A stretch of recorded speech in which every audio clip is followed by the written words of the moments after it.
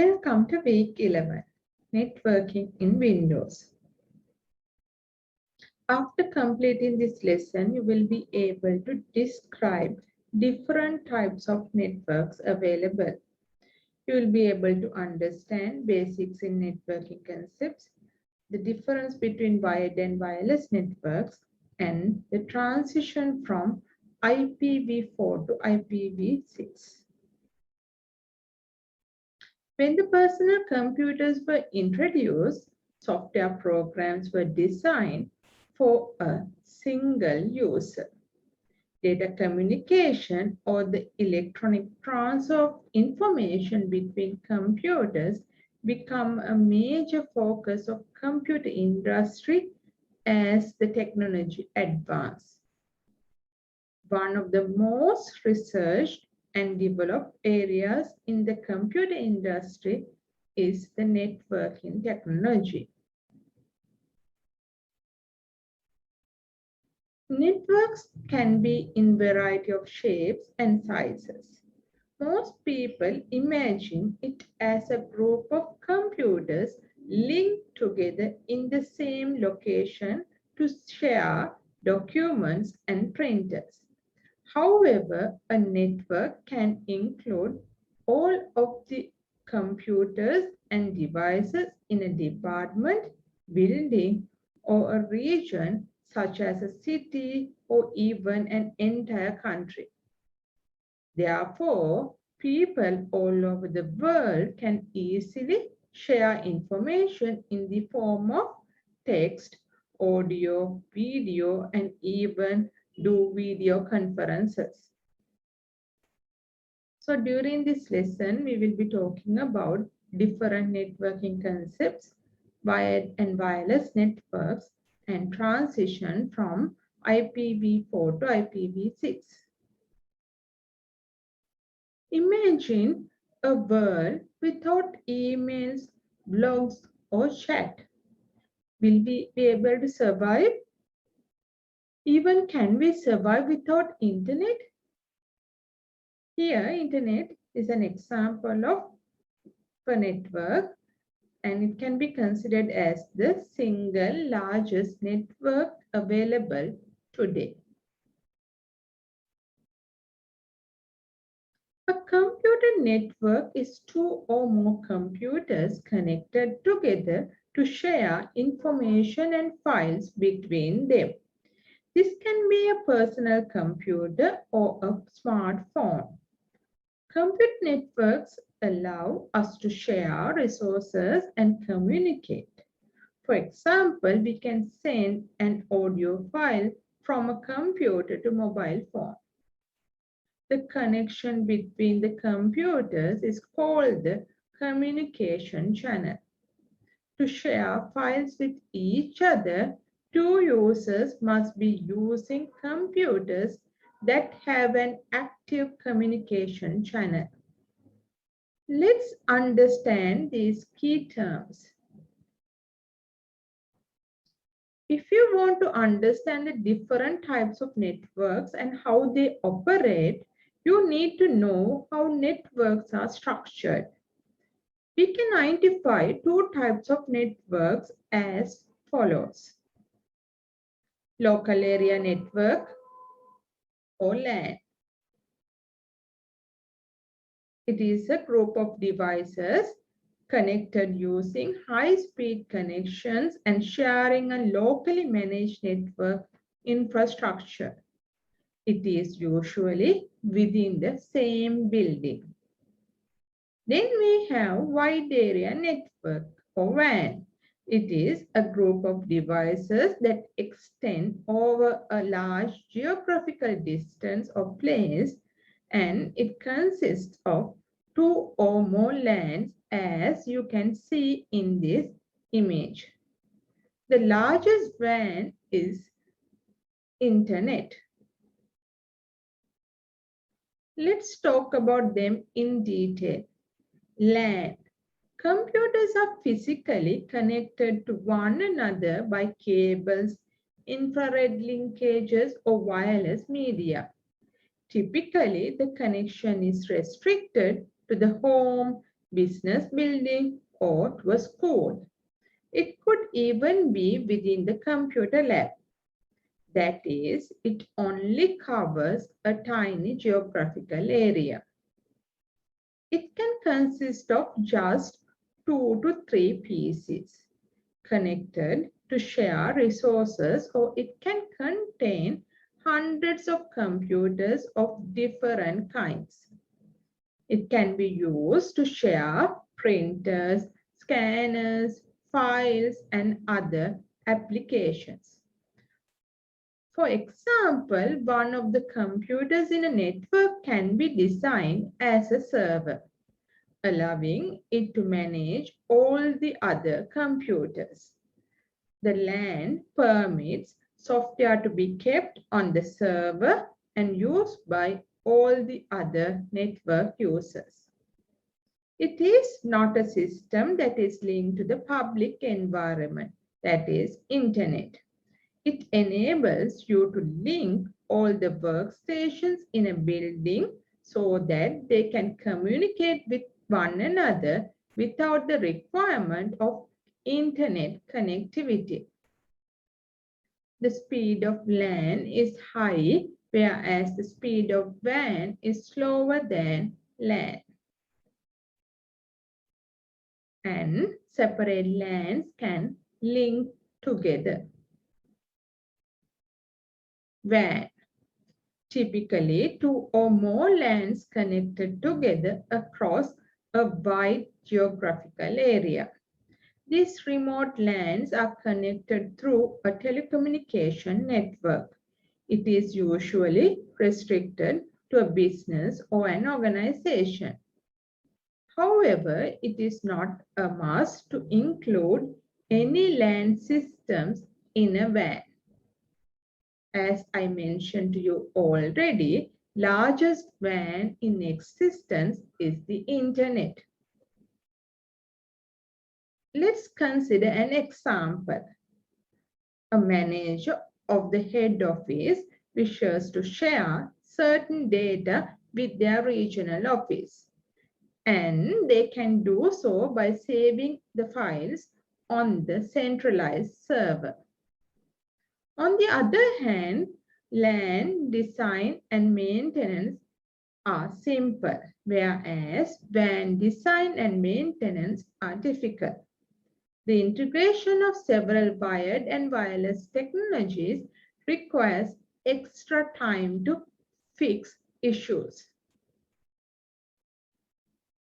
Between LAN and WAN structures, there are several hybrid networks as follows: campus area network, metropolitan area network, home area network, and personal area network. Let's talk about them now. Campus area network, same as LAN but large and diversified. It is a collection of interconnected local area networks inside a defined geographical area, such as a school or university or even a military base. As you can see here, different campus offices and departments are linked together. For example, the individual faculties, library, exam branch, and finance division, even hostels can be connected together. A campus area network is larger than a local area network, but smaller than a metropolitan area network and a wide area network. Let's discuss about MAN.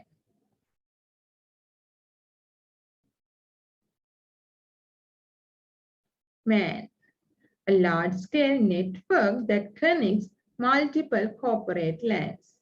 It is not owned by a single organization. It is a high-speed network that allows sharing of regional resources, provide a shared connection to other networks using a WAN link.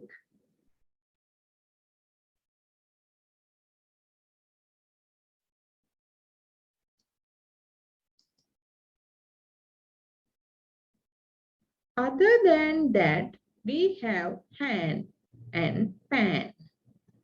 A network connected within a user's home can be considered as home area network.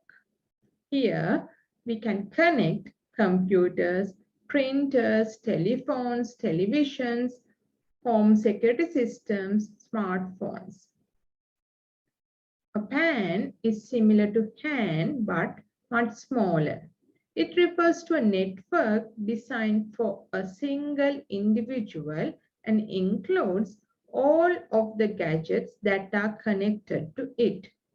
This can include any device connected to a network, such as a computer, smartphone, or a printer.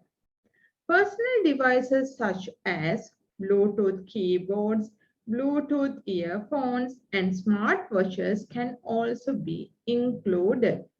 Some devices can connect to a Wi-Fi network while others may connect via Bluetooth or USB.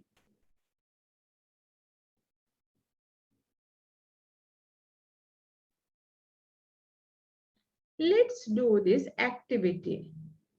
Find the difference between intranet and extranet. Also, find some use cases for intranet and extranet.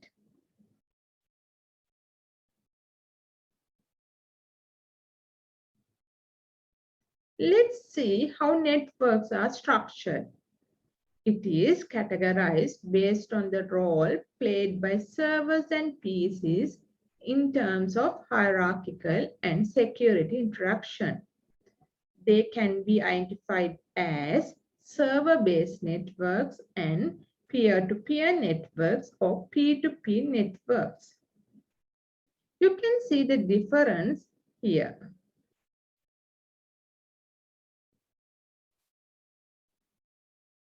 Server-based networks.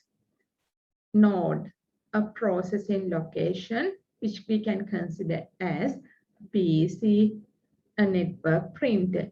Here you can see the nodes indicated around the server.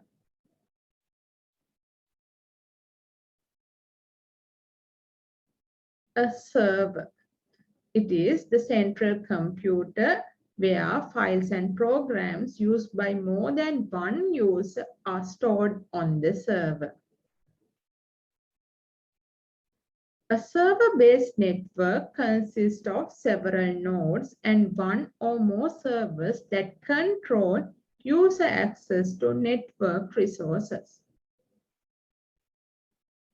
Then we have client-server networks. Individual computers share the effort of processing and storing with the central server. Special software is required for the nodes and the server. LANs or WANs can be employed.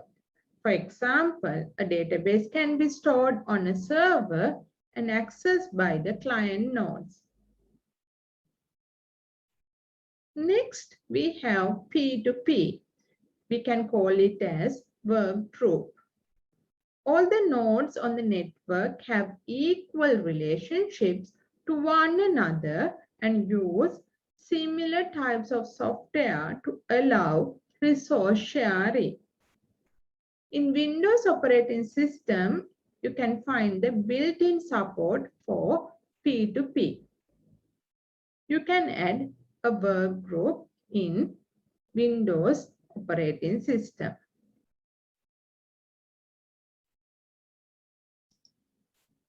Now, let's do this activity. When you install Windows 10, it automatically establishes a work group. On an internal network, Windows arrange resources and give access to each other. A work group can share files, network storage, printers, and any other resources that is linked. So now it is your time to set up a work group.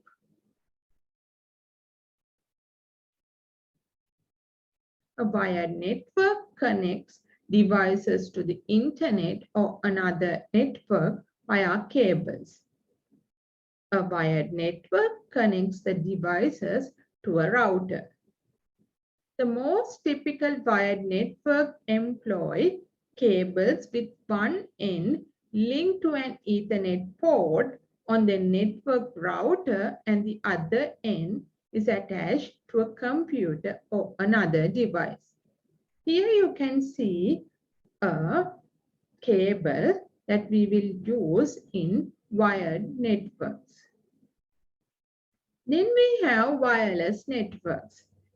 It allows devices to remain connected to the network without the use of cables of any type. As a result, it is more convenient to use and simple to set up.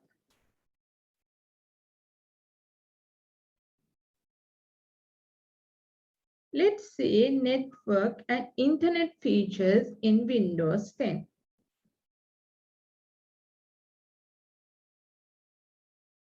How to connect to a Wi-Fi network?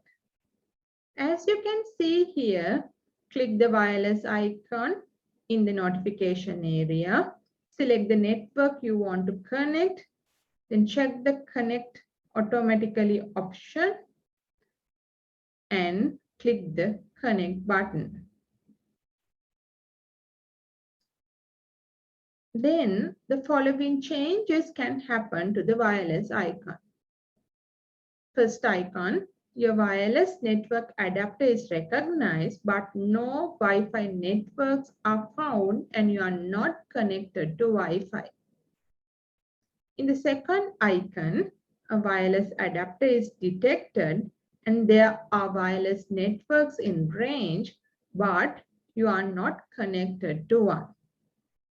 Then the third one, no network adapters are detected or enabled. Let's check that. If I go to Wi-Fi connectivity, I will see network and internet settings. If I click on that one, I will get these options. How to access networks and internet in Windows 10? To access the networks and internet tab, you have to go to Start, then Settings, then to Network and Internet. Or click the network icon in the system tray and click Network Settings, as you can see here. If you go to Network and Internet in Windows 10, you will see the following items. Let's go through them one by one. Status section. The status section displays your current connection status. If you are connected to the internet and which network you are connected to. Then you have Wi-Fi section. There is a toggle that allows you to turn on or off your Wi-Fi. Also displays the network to which you are presently connected, as well as other networks in the region. You have the ability to maintain the existing connections. If you're linked to a cellular network, then you can get the services in the cellular section.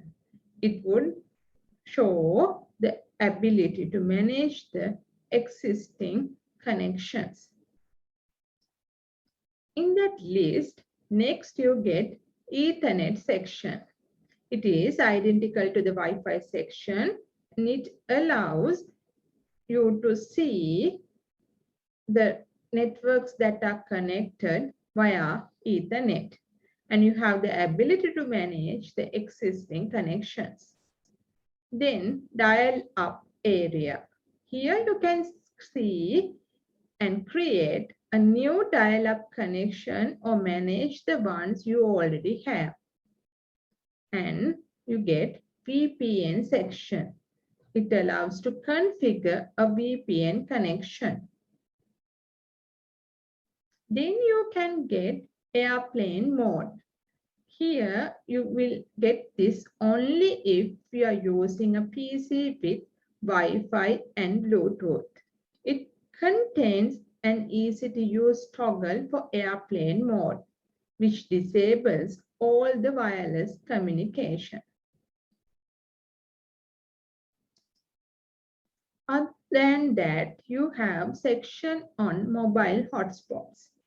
To turn your device into a mobile hotspot by sharing your internet connection with other devices via Wi-Fi or Bluetooth, you can use this section. Then you have section on data usage. It displays a breakdown of your data usage over the last 30 days. Finally, you have the section on proxy. You can set an automatic proxy or manually configure your proxy by providing the IP address and port of your proxy server. Now let's move on to the next activity. Briefly explain the following terms: proxy, VPN, Wi-Fi sense, and mobile hotspot. We have used these terms during our lesson, so it is now your time to get additional details about these terms. TCP/IP. TCP/IP is the most used network protocol suite today. What is a protocol? It can be considered as rules or procedures. It is the protocol suite used to communicate on the internet, and it is the default protocol suite used on Windows computers. It is called a suite of protocols because it consists of multiple protocols for communication. It is a set of communication protocols that is used to connect network devices on the internet. TCP/IP is a communication protocol that can be used in private networks, even intranet or extranet. Here, TCP/IP specifies how data is exchanged over the internet by providing end-to-end communication that identify how it should be broken into packets, then how to transmit and receive at the destination. Transmission Control Protocol, or TCP. It handles how application can create channels of communication across a network. Also, it handles how a message is assembled into small packets before sending over the internet. It uses checksum to detect data corruption. You will learn about this in greater depth in subsequent modules. Internet Protocol, or IP. It handles how to address and route each packet to make sure it reaches the right destination. IP address is used to send messages. Simply, we can say that TCP is the automobile and IP is the road on which it drives. Then we have DHCP, Dynamic Host Configuration Protocol. It is a protocol to assign dynamic IP addresses to devices on a network. Some devices can have different IP addresses every time it connects to a network. Sometimes IP address can change while it is still connected. If you utilize DHCP, you won't have to alter your TCP/IP settings if you relocate your PC. DHCP can be used on networks of all sizes, from small residential networks to big university networks and regional ISP networks. To change your DHCP settings, you have to go to Wi-Fi connection. Because here I have used Wi-Fi connectivity, I have to select that one, and there I have properties. When I go to properties, I can see here IP settings. If I click this one, I can set automatic DHCP or manual. So I have selected automatic DHCP. So I save.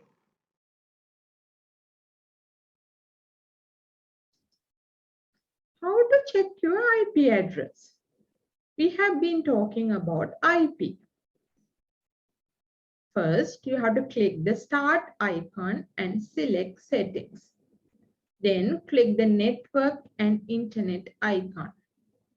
To view the IP address of a wired connection, select Ethernet on the left menu pane and select your network connection.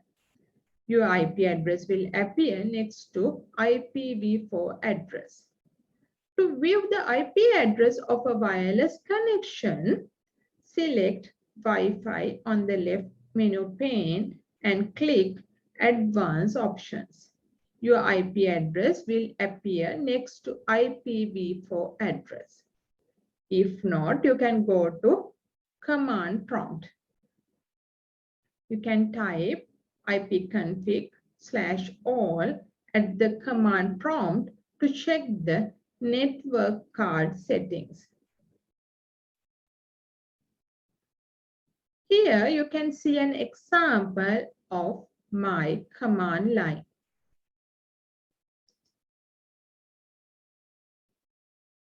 Let's try that.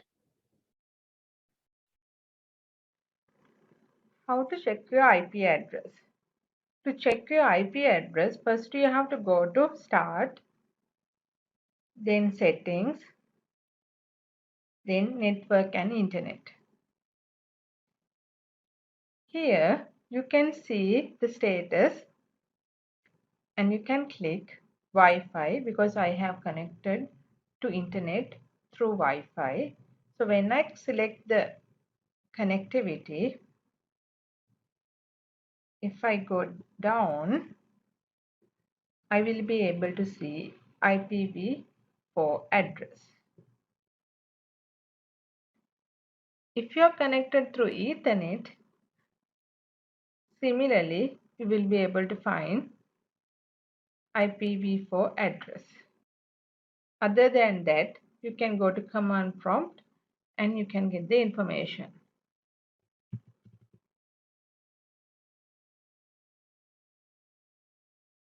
So here you have to type ipconfig/all. So you will be able to see the details. For example, I can see my IPv4 address. Same address is shown here. And also I can see that I'm using DHCP. Other than that, you can try by going to Network and Internet, then Network and Sharing Center, select Wi-Fi connection, then Wi-Fi status, and you can get the details as shown here. As shown here, you can see the status. As mentioned earlier, IP is used to identify devices on a network through an addressing system, and every device connected to a network needs an IP address. There are currently two versions of Internet Protocol. They are Internet Protocol version 4 or IPv4, which is the fourth version of the IP. Then we have IPv6 which is the 6th version, and it is the successor to IPv4. IPv6 will coexist with the old IPv4 for some time. IPv4 utilizes a 32-bit address scheme, allowing for a total of 2 to the power 32 addresses. With time, the number of unused IPv4 addresses will eventually run out, as every device that connects to internet needs a unique numerical IP address. Therefore, IPv6 was introduced. It utilizes 128-bit addresses. Therefore, it allows 2 to the power 128 addresses.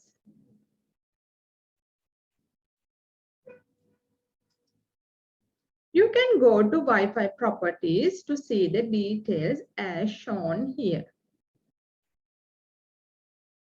Now let's do this activity.